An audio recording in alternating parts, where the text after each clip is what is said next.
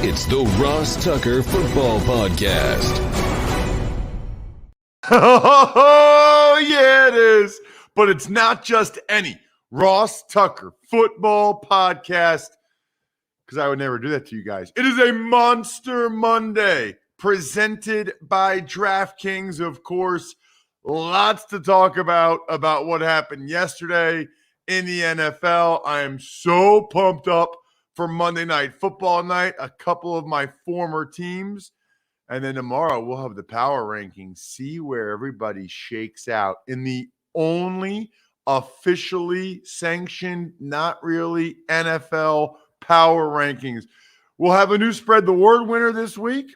We'll have a new sponsor confirmation email winner. I'm all out of Maddens, but I still have some cool things to give away this week that I will be letting you know about. And you can still, by the way, get a story at myfrontpagestory.com and have a great chance to be the sponsor confirmation email winner. We have so many good sponsors these days. Babbel, Uncommon Goods, Raycon, LinkedIn, ExpressVPN. Lots of them are perfect for the holidays, by the way. So just head over to rosstucker.com. That is the place where you want to be. And then the YouTube shout out, youtube.com/Ross Tucker NFL. I love when we get new YouTube subscribers that just want to check out some of the clips from the other shows, or maybe they watch the whole show. I don't know. And I love when I see new comments. Try to respond, by the way, to as many of the YouTube comments as I possibly can. Speaking of shout outs, how about our latest patron, John Haverty, Haverty. I love when we get patrons. And by the way, Steve and I had a very good week so far on the Even Money podcast. You probably want to go to patreon.com/RT Media to make sure you're a patron. It's Big Show time. The Big Show. Good morning, Ross. Themes, thoughts, anything else on a macro level you want to talk about from week 13 before we break down each of these games? Sure. By the way, let me just say this for the record. Brian is just landed on a red eye coming back from Los Angeles, and he's got another connection to get home.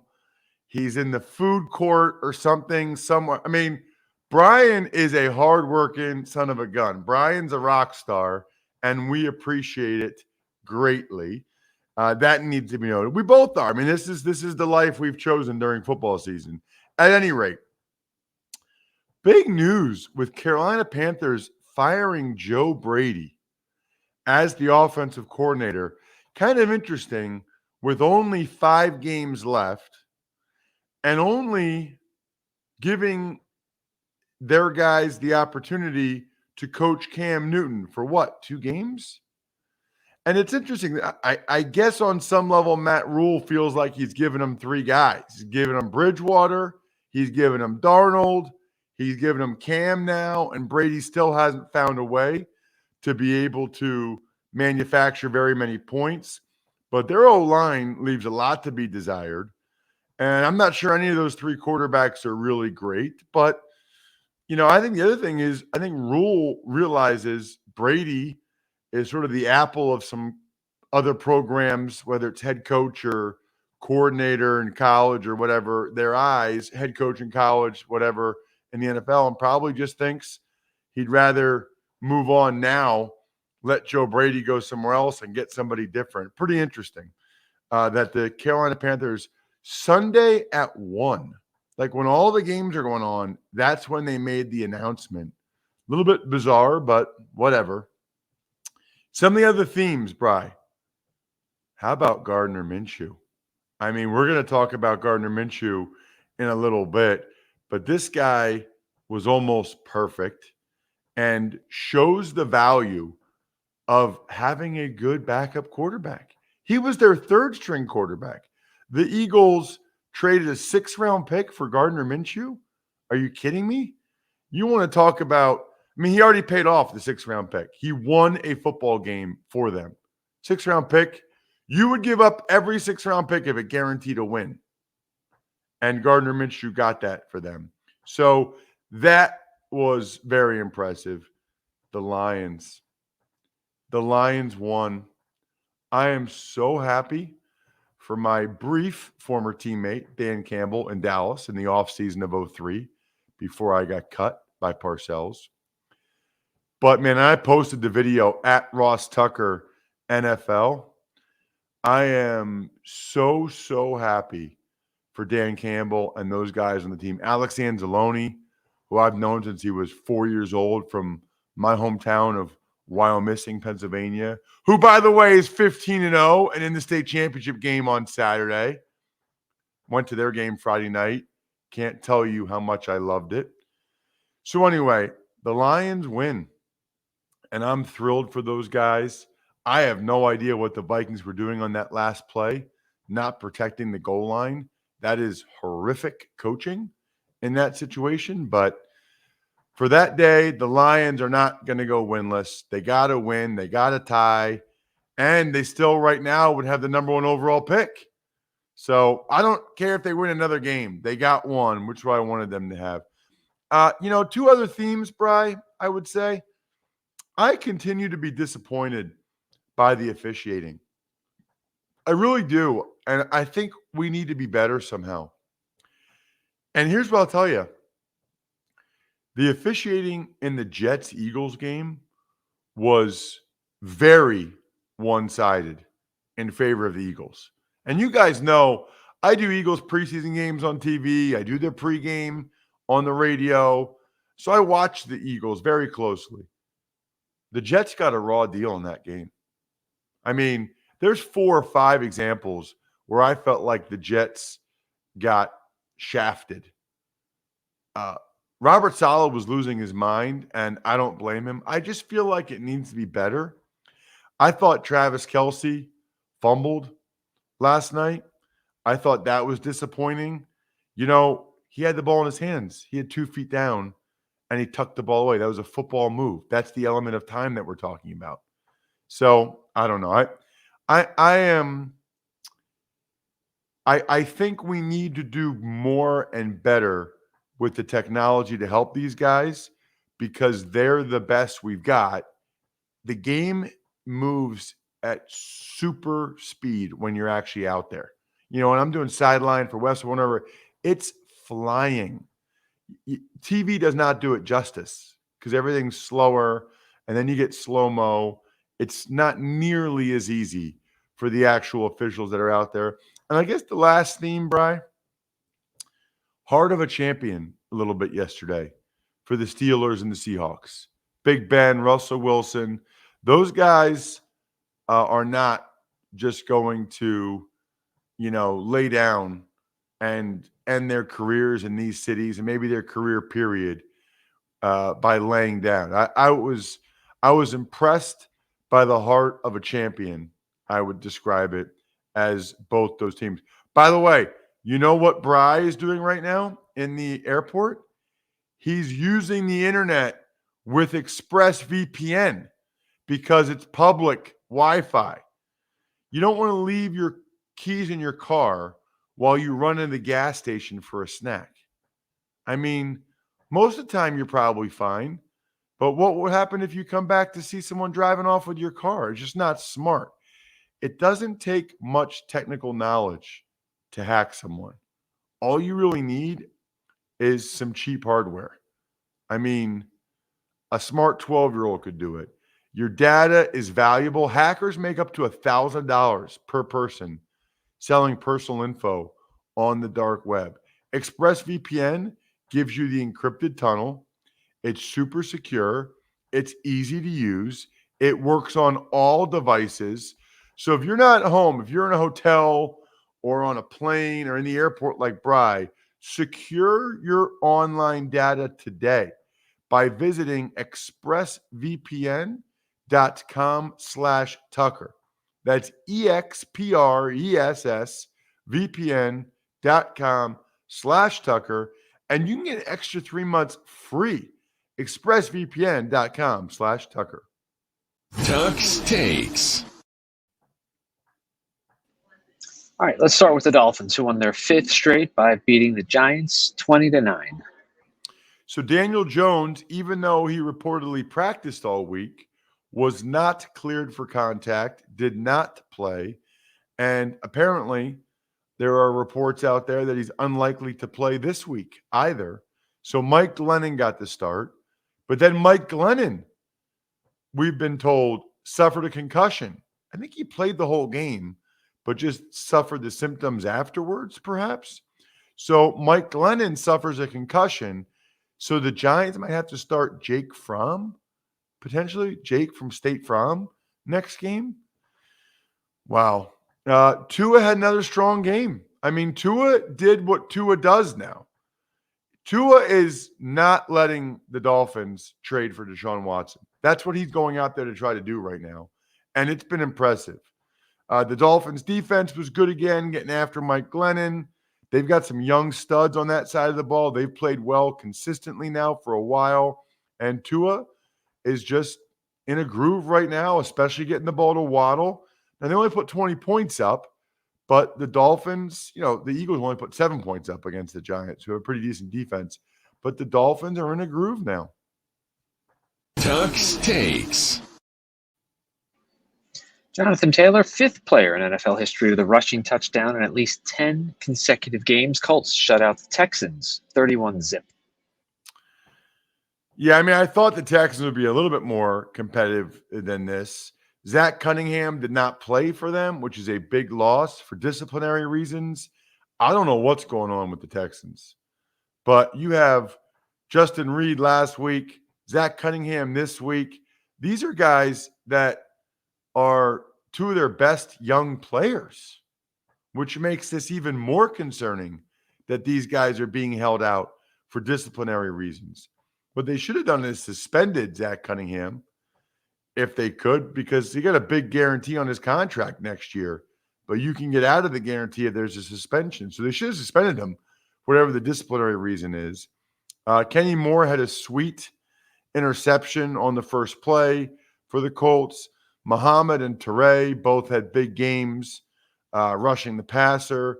It was so bad for the Texans that Tyrod Taylor, who I thought was, coming back and giving them some support, giving them a chance, he was terrible. He got benched for Davis Mills. Davis Mills wasn't good. And Jonathan Taylor got back on track of having beastly football games. Tuck's Takes. Amon-Ra St. Brown, first touchdown in the NFL with no time remaining. That catch gave the Lions their first win of the year, 29-27 over the Vikings. Shout out to KJ, our buddy KJ, Christopher Jackson, who does a lot of stuff for our site as well as myfrontpagestory.com. Man, he needed that win as a Lions fan. Amon-Ra St. Brown had a big day, including that game-winning touchdown. I'll give Jared Goff a lot of credit. He had an impressive game-winning drive after the prior fourth down fumble cost the Lions the lead. Goff had a good game overall, but they're up 23-21, and he holds on to the ball, terrible pocket awareness, strip sacked. Vikings take the lead on a touchdown. Goff was going to be the GOAT again, but no. He let him down for a touchdown drive, which was awesome. I was surprised that Charles Harris and the Lions defensive line surprisingly really got after Kirk Cousins in this game. Cousins was okay. Even after Thielen went out, he just kept going to Justin Jefferson. Justin Jefferson, 11 catches, 182 yards. He is a dominant football player. Tuck's Takes. Eagles beat the Jets 33-18. As you mentioned, Gardner Minshew. Eagles scored on their first 7 drives yesterday. Unreal, right? Gardner Minshew, we didn't even know he was going to play till, like an hour before the game or what. I mean, until the inactives. Jalen Hurts had said earlier in the week that he would be good to go. But I think the Eagles understand that Hurts's ability to run is such a huge part of what he does that they wanted to make sure he was healthy enough to be able to do that and try to get him healthy for after the bye. And they traded a 6th-round pick for Gardner Minshew for a reason. And he showed exactly why. In fact, I'm telling you, Bri, especially if you watch the game, especially in the first half, but really the entire game, Gardner Minshew was in the zone. He was absolutely in the zone, presented by AutoZone. He finished 20 of 25. That's 80%, obviously. But here's the deal. His first 2 incompletions were throwaways. He was 14 of 15 in the first half, but the only incompletion was a screen pass that the Jets had covered, so he threw it into the dirt. And then his second incompletion, nobody was open, so he threw the ball out of bounds. I don't know how many real misses Gardner Minshew even had in this game. 133.7 passer rating, 2 touchdowns, 242 yards, connected on his first 11 attempts of the game as the Eagles went down 3 straight times for touchdowns. Then it was 4 times in a row for field goals. But they needed it because Zach Wilson and the Jets were actually balling themselves in the first half. So anyway, Gardner Minshew, clearly the in the zone presented by AutoZone player of the week. He earned it. But early on, it looked like it might be Zach Wilson. Zach Wilson was playing very well in the first half as the Jets scored touchdowns on their first 3 drives. But their poor field goal kicker, who had never played before an NFL game, Cressman, I think, they signed him. It's his first game. Bri, he missed his first 2 extra points. And the Jets didn't score again the rest of the game. He will be fired today. So unfortunate. That will probably be the only NFL game he ever plays in. And his 2 kicks, he missed both. And that's the thing, like as a kicker with no track record, he knows it. He knows. Meanwhile, on the other side, Jake Elliott made 4 field goals for the Eagles. He's been money all year, even though the special teams were not great for the Eagles. I mentioned earlier the Jets got a really raw deal, I thought, from the officials. Eagles offensive line beastly yet again. Miles Sanders was very good, but then he rolled his ankle again. So the bye is coming at the right week. Jason Kelce was banged up. Bye is coming at exactly the right week for the Eagles. They need all those guys to heal, and they need their defense. The defense, kudos to the Eagles for figuring it out after they gave up touchdowns on the first 3 drives. Tuck's Takes. Pair of touchdowns in the air, a couple more on the ground for Kyler Murray. Cardinals beat the Bears 33-22, and weather was not pretty there. Glad I was not at that game. No, you're right. Looked horrible. Andy Dalton threw 4 interceptions. It was a pick fest. I need like an update on Justin Fields' injury. I don't even know what it is, but hopefully he can. I think it was his back. I hope he can get out there soon. There's no point in playing Andy Dalton at this point. Kyler Murray showed no rust. He ran a lot. I think it was the most yards running that Kyler Murray's had all year, which I guess is a little surprising coming off the injury. David Montgomery is really the lone bright spot for the Bears at this point. He had 141 yards of total offense. Jordan Hicks and Chandler Jones both had big games on defense for Arizona. But that was about it. I mean, Hicks had a couple sacks, was great. Chandler Jones was great. A lot of people got after Andy Dalton, and the Cardinals took care of business. Tuck's Takes.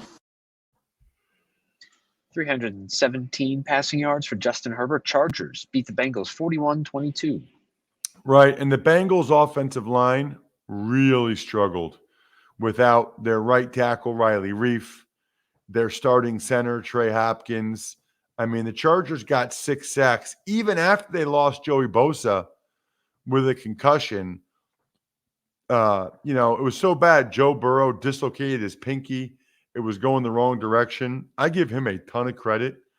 He stayed in the game and actually led an impressive comeback by the Bengals. They overcame, Jamar Chase turning a short touchdown into an interception when he bobbled the ball. But the play of the game was Mixon fumbles as the Bengals. I think the Bengals were about to go take the lead. Mixon fumbled. Tavon Campbell scooped it up, took it back to the other way, and that took all the wind out of the sails of the Bengals' comeback attempt. It was just at that point they were done. Tuck's takes. Brady to Gronk twice. Bucks win 30-18 over the Falcons. And Brady had a terrible pick six. He threw the ball right to Marlon Davidson on a screen. Obviously didn't see him. And the Falcons still couldn't cover the spread.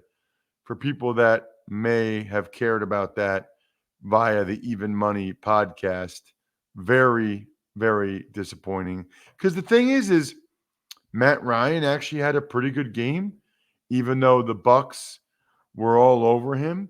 The Falcons ran the ball better than I thought they would, but they still only scored 10 points on offense. And it was early. They ran the ball down the Bucs' throat on the one drive for a Mike Davis touchdown. Then they have to settle for a chip shot field goal. And that was it. That was the only points they got on offense the rest of the game. Gronk had a big day. Godwin set NFL high for this year, 15 catches. That's the thing with the Bucs. You really don't know who the guy is going to be that game. Tuck's takes. Cooper Kupp, 129 receiving yards in the Rams, 37-7 win over the Jags. Kupp becomes the sixth NFL player to record at least 90 receiving yards in 8 straight games, this being in the Super Bowl era. How was the press box food, Bray? Never disappoints. Shrimp and grits, hash brown casserole. Interesting. So they went kind of breakfast and lunch stuff. Shrimp and grits, by the way, was very good. Didn't look very good, but it tasted good. It kind of looked like when my dog eats grass and he throws up a couple minutes later. Nice. But it tasted good. They also had biscuits and gravy, collard greens, which I did not partake, and prepackaged sandwiches, like grilled chicken wraps, chicken pesto pita, and their usual gluttony of candy and chips. So overall, solid performance as always. Nice. Like it. So I actually didn't have a game this weekend, but I will give some shout outs.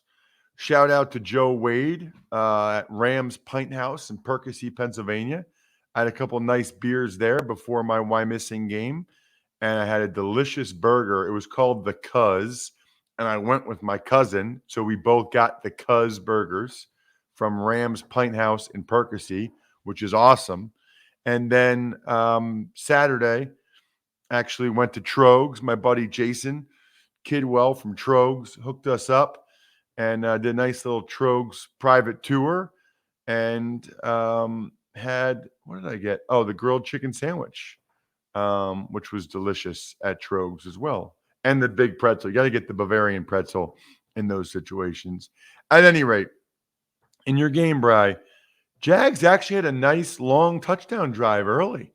I thought, okay, Jags, all right. That was it. It was like 3-and-out city after that. Stafford had a huge second half. Van Jefferson was solid as usual. Kupp was his normally dominant self, big plays. Odell Beckham Jr. got a touchdown, and the Rams got the get-right game that we all expected them to get, and I wish I would have tailed Steve Fezzik's pick in that regard. Tuck's takes. 5 days after joining the Washington football team, kicker Brian Johnson kicks the game-winning field goal to beat the Raiders 17-15.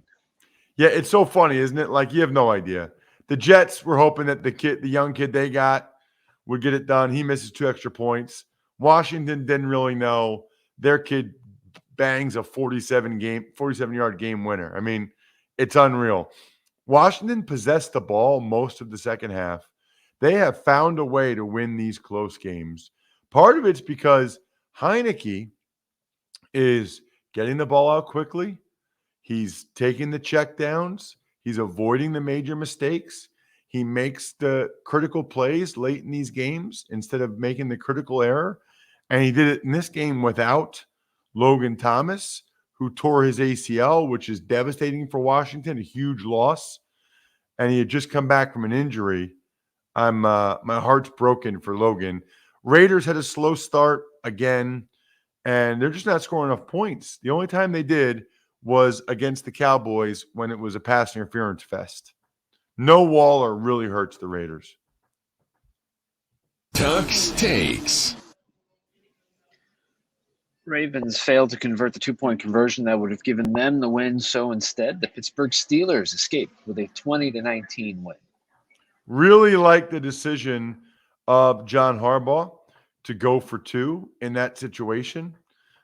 And by the way, Mark Andrews was wide open, and he got a hand on the ball. Lamar Jackson just didn't throw him a great ball. I mean, he needs to put a little bit more air under it, let Andrews adjust for it. Should have easily been a 2-point conversion for the Ravens win, but it didn't happen. So the decision, I believe, was a good one by Harbaugh. And he said he did it in part because they were running out of cornerbacks. Marlon Humphrey has a chest injury, it looks like. They're calling it a shoulder injury, but Dr. Chow thinks he tore his pec tendon, which sounds awful, absolutely awful. The Ravens controlled the action the first half, I thought. They moved the ball pretty well. Time of possession, Pittsburgh never had the ball in the first half. But Lamar Jackson threw a heinous interception in the end zone, again, reminiscent of what he did against the Browns. Those 3 points really cost him. And the Steelers actually ran the ball effectively in the second half and got the ball to Deontay Johnson a couple times wide open for touchdowns. One was like they had 2 defenders run into each other. The other one was just a really good route by Deontay Johnson. And TJ Watt was able to get back for the game. He only missed 5 days on the COVID list, which means he is vaccinated and didn't miss a single game as a result. So that says something about something. And there's no chance they win that game without TJ Watt. 3.5 sacks? Are you kidding me? Gigantic, gigantic game. Speaking of, are you kidding me? You guys do realize with the free Fix Finder service at AutoZone, you can troubleshoot more dashboard lights, including your check engine light, ABS light, and service interval light. If you're getting any dashboard lights, use the free Fix Finder. They'll give you possible solutions, all backed by verified technicians. They'll even send you your full results in a detailed Fix Finder report straight to your email. So you'll have all the information you need to take on the fix. AutoZone will even refer you to a nearby shop you can trust if you need to go to a repair shop. It's the most complete free warning light report backed by technician-verified fixes, and you can only find it at AutoZone. So the next time your dashboard lights pay you a visit, get in the zone, AutoZone. Tuck's takes. Seahawks improved 4-8 after knocking off the Niners 30-23. Adrian Peterson scored his 126th touchdown. That ties him with some guy named Jim Brown, 10th all time. Incredible. Fake punt touchdown for Seattle early in the game was genius. Set the tone for the game that the Seahawks were going to pull out all the stops. They were coming to play. That was pretty obvious. Kittle had a huge day for the Niners that was ultimately wasted. Tiptoeing down the sideline at 250 going that fast is ridiculous. Although really, this game should not have been close. Gerald Everett, I've never seen anything like it. He had 2 horrible fumbles, and he dropped the pass while he was going in for a touchdown that turned into an interception. I mean, he fumbled. He gave the ball to the Niners, Bri, twice inside the 5-yard line. Did Gerald Everett. I don't think I've ever seen a guy have that bad of a game at a position like tight end, and the Seahawks still won. And that's what's so crazy. That's why if you're a Niners fan, this is like infuriating. Russell Wilson is back. He played awesome. Jimmy G, not great. Niners could not run the ball. like they had been. No Deebo Samuel really hurt them. And Trenton Cannon, must point out, suffered a very scary injury, but it sounds like he's going to be okay. They're keeping him in a hospital in Seattle overnight. That was scary. They had the ambulance on the field and everything. Tuck Takes. I'm glad to hear about Campbell. It's not going to be serious. Let's move on to the last game. It's Sunday Night Football. Chiefs beat the Broncos 22-9 for their 5th straight win. Kansas City defense continues to impress. They got a 4th down stop in the second quarter after the Broncos had a 20-play, 80-some yard drive that took over 10 minutes off the clock, got nothing to show for it. Nothing. And even a field goal at that point would have been nice, especially if you had Denver plus 10. At any rate, didn't happen. Kansas City's defense steps up again. You know, for the Broncos, Javonte Williams is such a stud. I mean, he was a great pick. The biggest play of the game was probably Sorensen's pick 6. More or less put the game away for the Chiefs. But the Chiefs' offense is still not quite right. You know, now give the Broncos defense credit. They're good, but it's still not quite right for whatever reason. But they got the win. They're on a roll, and that's ultimately all that matters. That'll do it for a Monster Monday edition of the Ross Tucker Football Podcast. Shout-outs to Pizza Boy Brewing, Sporticulture, Vision Comics with an X, HumanHeadNYC.com, and SteakhouseSports.com. I think we're done here. Thanks for listening to the Ross Tucker Football Podcast. Make sure to also subscribe to the Fantasy Feast, Even Money, Business of Sports, and College Draft. All available at Apple Podcasts, RossTucker.com, or wherever podcasts can be found. A lot of times on the show, I mentioned DraftKings. Here's what you need to know. You got to be 21 or older, New Jersey, Indiana, or Pennsylvania only. New customers only. Restrictions apply. See DraftKings.com/sportsbook for details. Gambling problem, call 1-800-GAMBLER, or in Indiana, 1-800-9-WITH-IT. By the way, if what I was talking about included a deposit bonus, doesn't always, sometimes it does. Deposit bonus requires 25 times playthrough, and deposit bonuses are paid out in site credit.